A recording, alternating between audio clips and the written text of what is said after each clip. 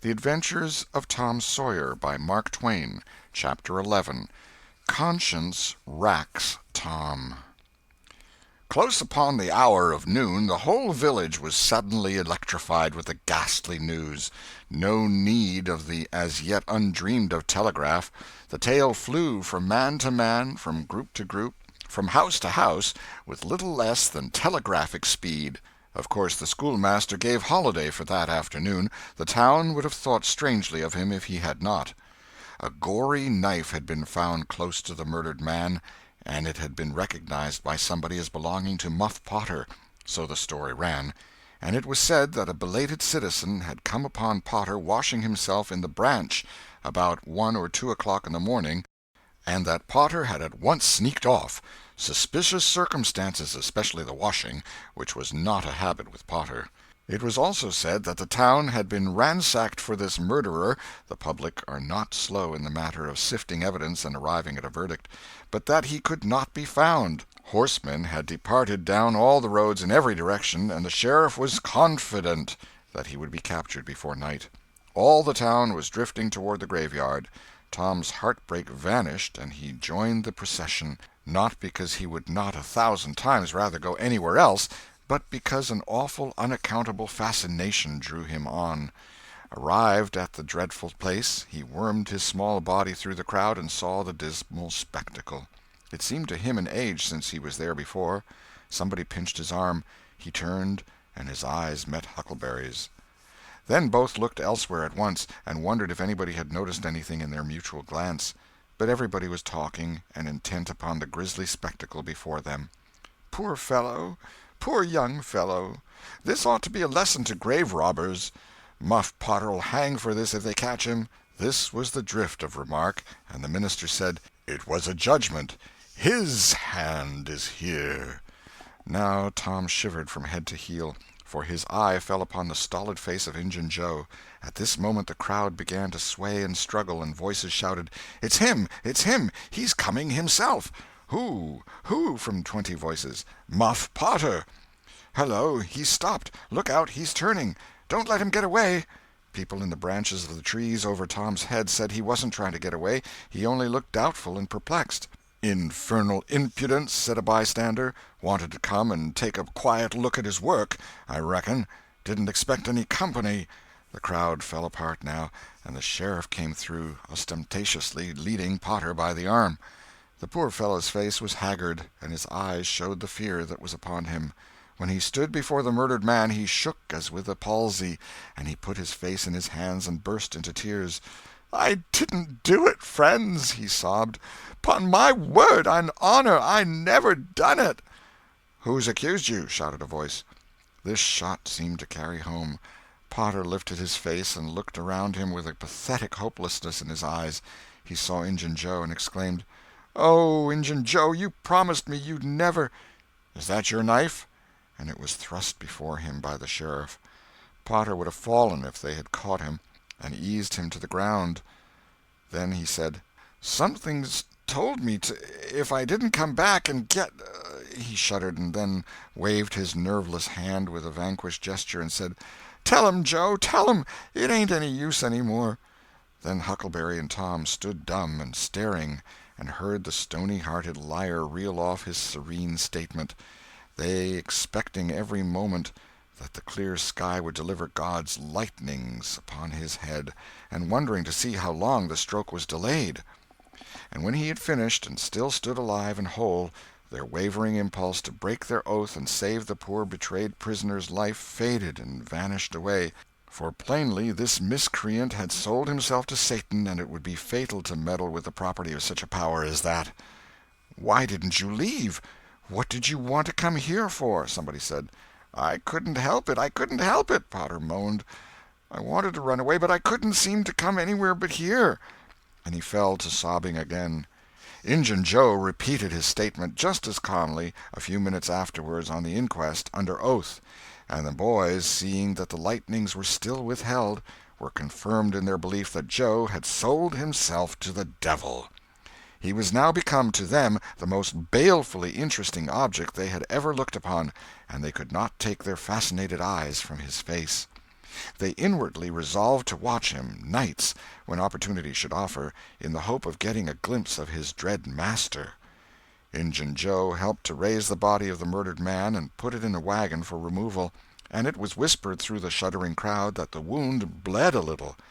The boys thought that this happy circumstance would turn suspicion in the right direction, but they were disappointed, for more than one villager remarked, "It was within 3 feet of Muff Potter when it done it." Tom's fearful secret and gnawing conscience disturbed his sleep for as much as a week after this, and at breakfast one morning Sid said, "Tom, you pitch around and talk in your sleep so much that you keep me awake half the time." Tom blanched and dropped his eyes. "It's a bad sign," said Aunt Polly gravely. "What you got on your mind, Tom?" "Nothing. Nothing to know of." But the boy's hand shook so that he spilled his coffee. "And you do talk such stuff," Sid said. "Last night you said, 'It's blood, that's what it is.' You said that over and over, and you said, 'Don't torment me so, I'll tell.' Tell what? What is it you'll tell?" Everything was swimming before Tom. There's no telling what might have happened now, but luckily the concern passed out of Aunt Polly's face, and she came to Tom's relief without knowing it. She said, "Sho, it's that dreadful murder. I dream about it most every night myself. Sometimes I dream it's me that done it." Mary said she had been affected much the same way. Sid seemed satisfied. Tom got out of the presence as quick as he plausibly could, and after that he complained of a toothache for a week, and tied up his jaws every night. He never knew that Sid lay nightly watching, and frequently slipped the bandage free and then leaned on his elbow, listening a good while at a time, and afterward slipped the bandage back to its place again. Tom's distress of mind wore off gradually, and the toothache grew irksome and was discarded. If Sid really managed to make anything out of Tom's disjointed mutterings, he kept it to himself. It seemed to Tom that his schoolmates never would get done holding inquests on dead cats, and thus keeping his trouble present to his mind. Sid noticed that Tom never was coroner at one of these inquiries, though it had been his habit to take the lead in all new enterprises. He noticed, too, that Tom never acted as a witness, and that was strange, and Sid did not overlook the fact that Tom even showed a marked aversion to these inquests, and always avoided them when he could. Sid marveled, but said nothing. However, even inquests went out of vogue at last, and ceased to torture Tom's conscience. Every day or two, during this time of sorrow, Tom watched his opportunity, and went to the little grated jail window and smuggled such small comforts through to the "murderer" as he could get hold of. The jail was a trifling little brick den that stood in a marsh at the edge of the village, and no guards were afforded for it. Indeed, it was seldom occupied. These offerings greatly helped to ease Tom's conscience. The villagers had a strong desire to tar and feather Injun Joe and ride him on a rail for body-snatching, but so formidable was his character that nobody could be found who was willing to take the lead in the matter, so it was dropped. He had been careful to begin both of his inquest statements with the fight, without confessing the grave robbery that preceded it. Therefore it was deemed wisest not to try the case in the courts at present. End of Chapter 11. Chapter 12. The Cat and the Painkiller. One of the reasons why Tom's mind had drifted away from its secret troubles was that it had found a new and weighty matter to interest itself about. Becky Thatcher had stopped coming to school.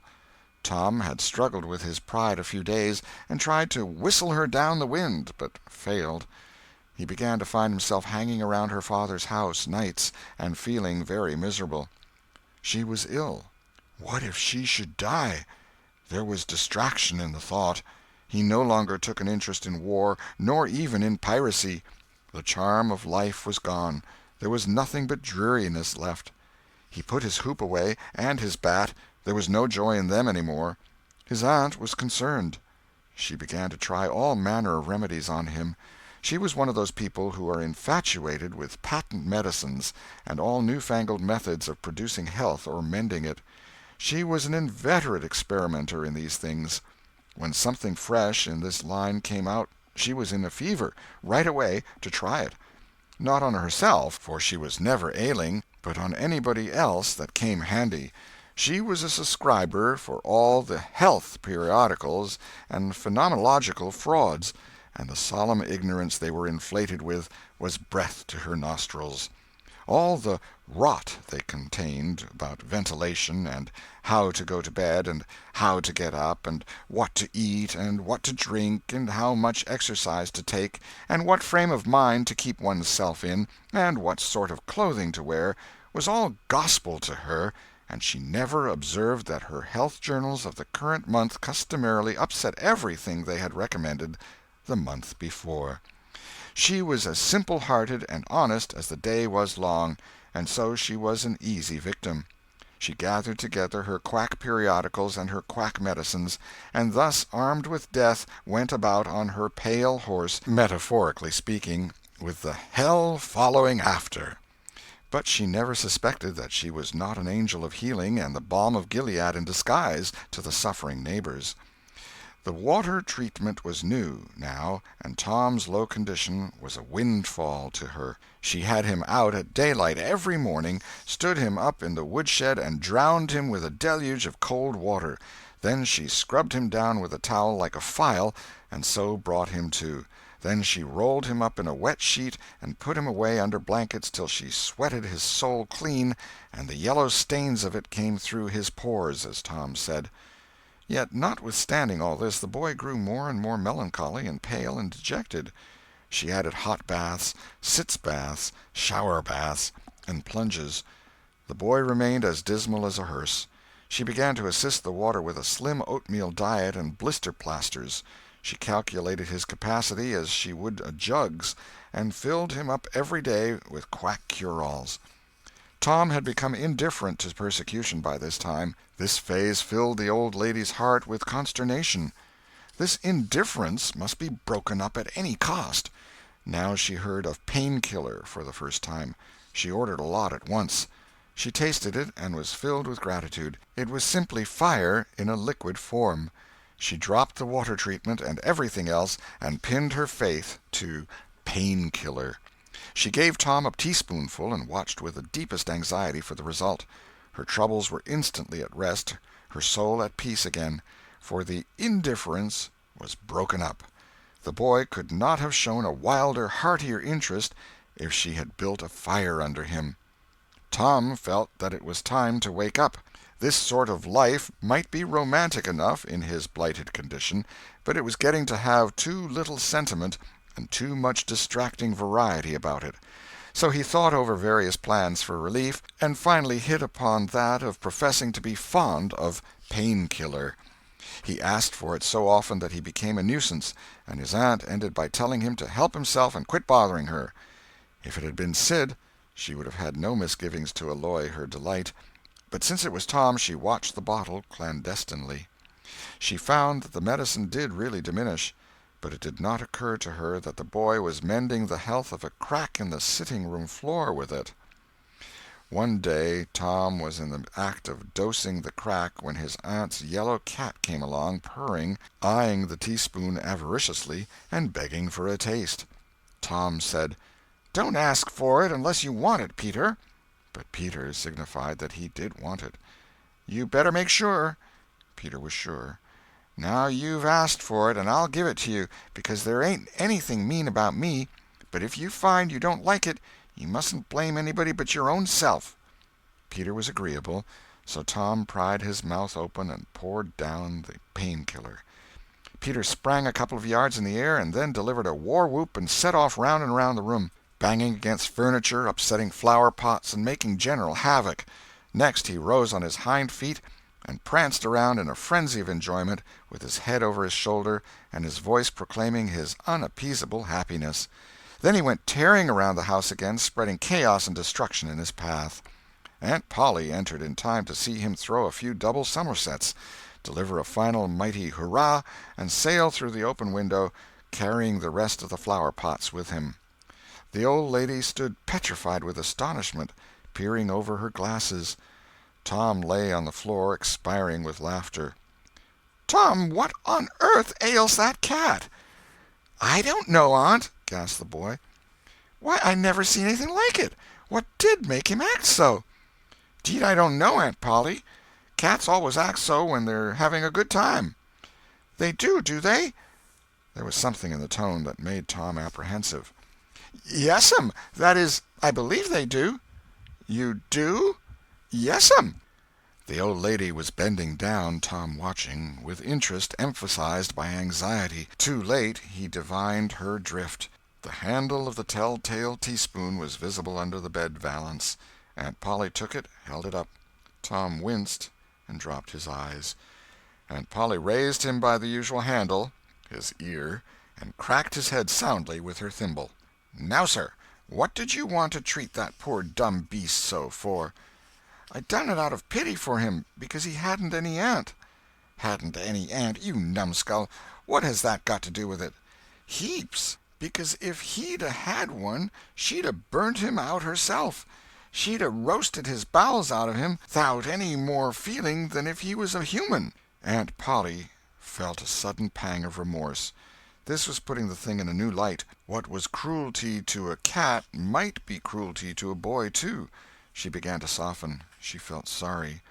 Her eyes watered a little, and she put her hand on Tom's head and said gently, "I was meaning for the best, Tom, and, Tom, it did do you good." Tom looked up in her face with just a perceptible twinkle peeping through his gravity. "I know you was meaning for the best, auntie, and so was I with Peter. It done him good, too. I never seen him get around so since—" "Oh, go 'long with you, Tom, before you aggravate me again. And you try and see if you can't be a good boy for once, and you needn't take any more medicine." Tom reached school ahead of time. It was noticed that this strange thing had been occurring every day latterly. And now, as usual of late, he hung about the gate of the schoolyard instead of playing with his comrades. He was sick, he said, and he looked it. He tried to seem to be looking everywhere but whither he really was looking, down the road. Presently Jeff Thatcher hove in sight, and Tom's face lighted. He gazed a moment and then turned sorrowfully away. When Jeff arrived, Tom accosted him and led up warily to opportunities for remark about Becky, but the giddy lad never could see the bait. Tom watched and watched, hoping whenever a frisking frock came in sight, and hating the owner of it as soon as he saw she was not the right one. At last frocks ceased to appear, and he dropped hopelessly into the dumps. He entered the empty schoolhouse and sat down to suffer. Then one more frock passed in at the gate, and Tom's heart gave a great bound. The next instant he was out, and going on like an Indian, yelling and laughing and chasing boys, jumping over the fence at risk of life and limb, throwing handsprings, standing on his head, doing all the heroic things he could conceive of, and keeping a furtive eye out all the while to see if Becky Thatcher was noticing. But she seemed to be unconscious of it all. She never looked. Could it be possible that she was not aware that he was there? He carried his exploits to her immediate vicinity, came war-whooping around, snatched a body's cap, hurled it to the roof of the schoolhouse, broke through a group of boys, tumbling them in every direction, and fell sprawling, himself, under Becky's nose, almost upsetting her, and she turned, with her nose in the air, and he heard her say, "Humph! Some people think they're mighty smart, always showing off." Tom's cheeks burned. He gathered himself up and sneaked off, crushed and crestfallen. End of chapter 12.